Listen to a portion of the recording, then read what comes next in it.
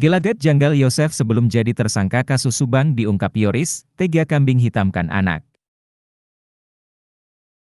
Terungkap gelagat janggal Yosef Hidayat sebelum ditetapkan sebagai tersangka kasus pembunuhan ibu dan anak di Subang, Jawa Barat, yang tak lain adalah istri dan anaknya, Tuti Suhartini dan Amelia Mustika Ratu.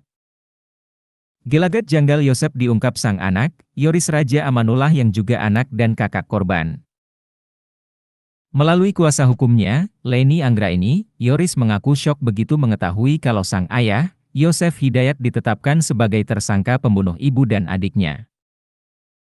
Meski demikian, sebenarnya dari awal dia sudah mencurigai gelagat Yosef saat ibu dan adiknya terbunuh dan jasadnya dimasukkan dalam mobil Alphard di depan rumahnya. Hal ini beralasan karena 2 hari sebelum ibu dan adiknya tewas, Yoris menerima pesan WhatsApp dari Yosef yang tak biasa. Hal ini diungkapkan Leni Anggraini, kuasa hukum Yoris. Pengakuan Yoris kepada Leni, WhatsApp itu janggal karena setelah menikah lagi dengan Mimin Mintarsi, Yosef memang jarang mengirim pesan kepada Yoris.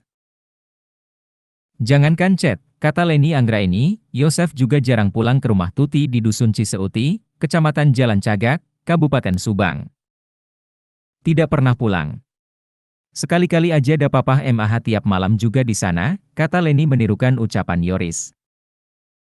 Isi chat Yosef itu berupa foto-foto mobil Alphard dari berbagai sisi.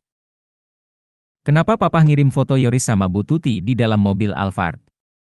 Tampak depan, belakang, pinggir, katanya. Saat itu Yoris hanya membalas singkat, mantap, tulis Yoris. Seolah menginformasikan.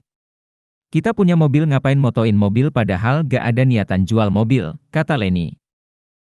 Tak cuma itu, Yoris semakin curiga saat baru-baru ini gerak-gerik Yosef semakin aneh.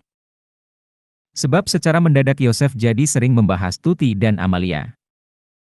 Tiba-tiba Pak Yosef ngewa, bilang, Papa MAH sayang sama Amel sama Mama. Sekarang kalau chatting begitu, enggak seperti biasanya. Waktu di Polda bilang, Papa MAH enggak ringan tangan, ujar Leni. Lebih lanjut, Yoris pun mengurai kejanggalan dari sikap sang ayah sebelum ditangkap kasus Subang. Dari awal Yoris curiga dengan Yosef yang langsung menunjuk pengacara untuk membelanya.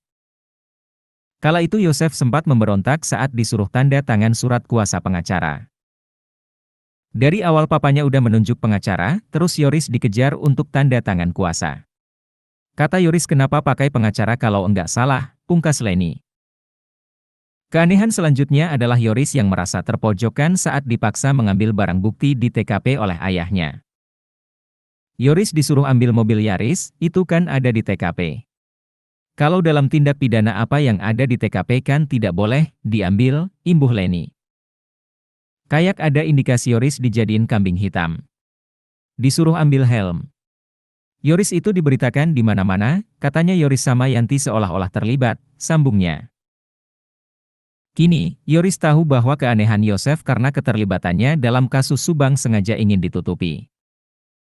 Akibat diduga terlibat dalam kasus pembunuhan istri dan anaknya, Yosef kini ditahan di Polda Jabar. Download Tribun X sekarang, menghadirkan lokal menjadi Indonesia.